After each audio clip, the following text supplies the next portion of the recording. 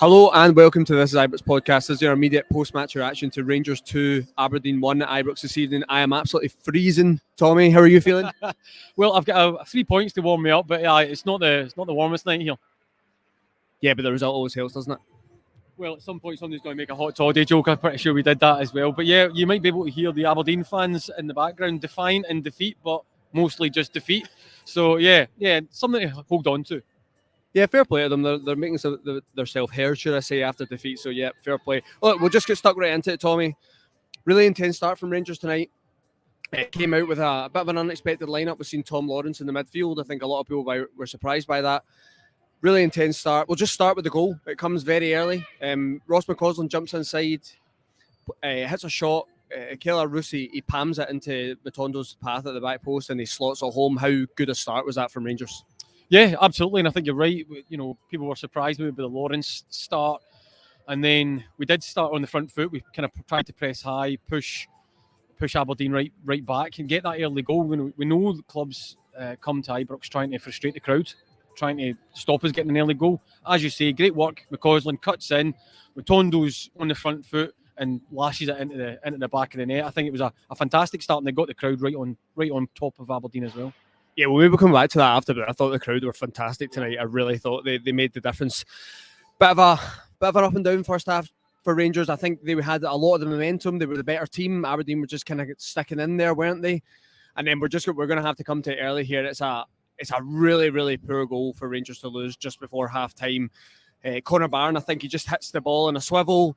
It just loops right over our two centre halves. Connor Goldson's caught sleeping, let's be honest about that. Miovski does really well. He gets himself in front of Connor Goldson and he puts it away past Jack Butland. What did you make of that goal? That was really poor in my opinion.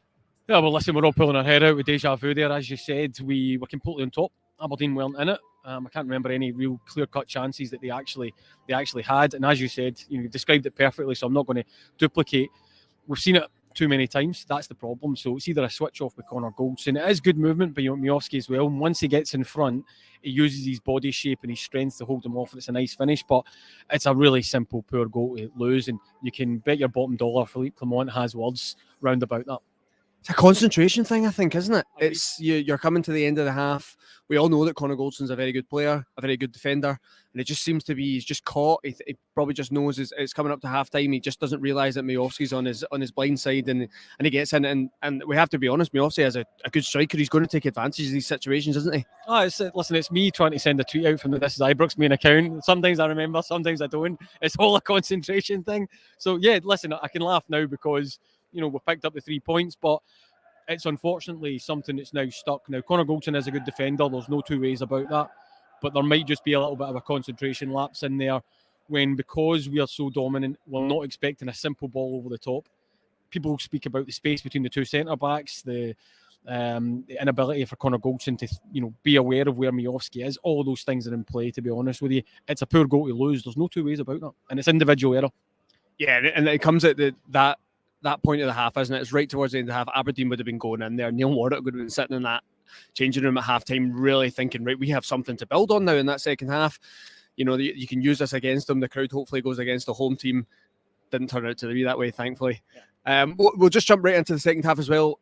Again, I thought Rangers maybe didn't get the same level of intensity they did in the first half, but Aberdeen, I think you have to give them a bit of credit. They slowed the play down. They were trying to frustrate.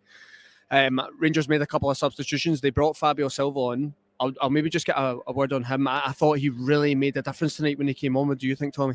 Yeah, listen, I think you nailed it in the gantry as well. Sitting next to me, I think your words were he's changed it with he's showing up front and he's runs and he's holding the ball up. You're absolutely right. I think Silva was fantastic when he came on. Gave us a different dimension up there. Just again, you're right with the crowd. Aberdeen were trying to frustrate, and there were a couple of moans and groans. But listen, anybody watching, anybody tuning in afterwards, the crowd were absolutely amazing towards the back end of that second half. Really drove the team forward. Yeah, I'm definitely going to come back to that. I thought the crowd were absolutely fantastic tonight. We'll just get on. Is he giving you kudos for calling out the Fabio Silva thing? Come on, one at a time. Yeah. You like to throw my agenda off, so yeah, I'm just trying to bring you back. But yeah, I have to say as well, I thought Fabio Silva was fantastic. I think we've seen that in quite a few games now. you can see he has a real understanding of playing that role. He might not be that clinical goal scorer that we've wanted in the January window, but he certainly knows how to have a presence up there. And I thought he'd done really well at just bringing those kind of midfielder players in behind him into the game in that second half. And I think that's a real reason why we've went on to win that game. Listen, I agreed. I was just thinking about the physicality point as well. There was a point just when he was down near the dugout where he was essentially smashed. And he goes through two, he gets straight back up. There's no rolling about, he carries on with it. It's good to see that sort from Cortez as well. Getting on with the ball, driving forward, not rolling about or anything like that. Really up for the fight that was on there tonight as well. And you really need that in nights like tonight. Let's talk about that Cantwell goal then. I mean, any opportunity for me to praise Todd Cantwell, I will. I thought at that point, Rangers were really starting to build a bit of momentum. They were really starting to pen Aberdeen back, a lot of pressure. Tom Lawrence, I think, it made sense at that point for him to be on the pitch in that deeper position. He was starting to make an impact, and it comes to him on the edge of the box. He just cracks a shot. That's something we've wanted for a long time from a Rangers midfielder. He cracks a shot. Roos palms it out again, very similar to the first goal. He just can't get enough on it. And Cantwell comes in and he smashes it home, exactly what you want from a midfielder in that position. Again, Todd Cantwell, I really thought he made the difference tonight in situations where Rangers were struggling. He was everywhere. He was trying to get hold of the ball, and I think he deserved that goal in the second half. Yeah, and his range of movement across the pitch, as you say, he was everywhere. Listen, 2 goals tonight from 2 players cutting in and hitting shots from outside, the keeper not being able to deal with it, and us being first to follow up. I mean, it's manna from heaven stuff that we've all wanted. And so, yeah, I think Lawrence maybe wasn't naturally quite working in the first half, but as he kind of grew into that second half, I think you saw a little bit more of what he can do. Listen, he's a player that once we start to see the absolute best of him, we've got to find there as well. Cantwell, listen, you want a big player like that to come up with a big moment. Sure enough, a winner in what really felt like a massive night in the title race, actually. It really did. Rangers might not have went top of the league tonight, but it felt a really, really important game to get those 3 points. And Aberdeen came here to ruin it. Let's be honest, they were right up for it with our new manager, and I wouldn't say they played well, but they done enough, I think, to frustrate us in that game. And I'm really happy we managed to go over the line. Let's just talk about the red card for Dujon Sterling.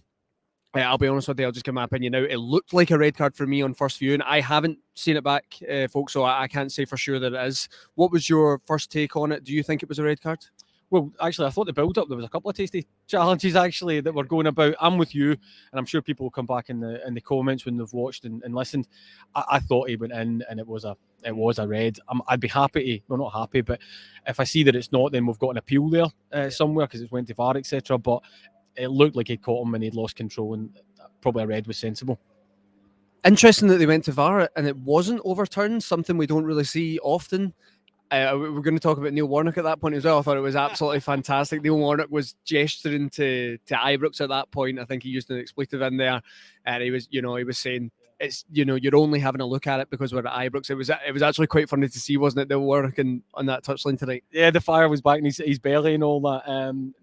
Notwithstanding the fact that he turned up in the blue suit and the brown brogues and came through the front door and tried to turn right to the home dressing room. Pack that away, Neil. Right? But yeah, he was calling out the referee and all that. Maybe it had an impact, you never know. But if there was anywhere that was going to get a VAR overturn, no, not an overturn, it was definitely going to be us at Ibrox. So there you go, something in that.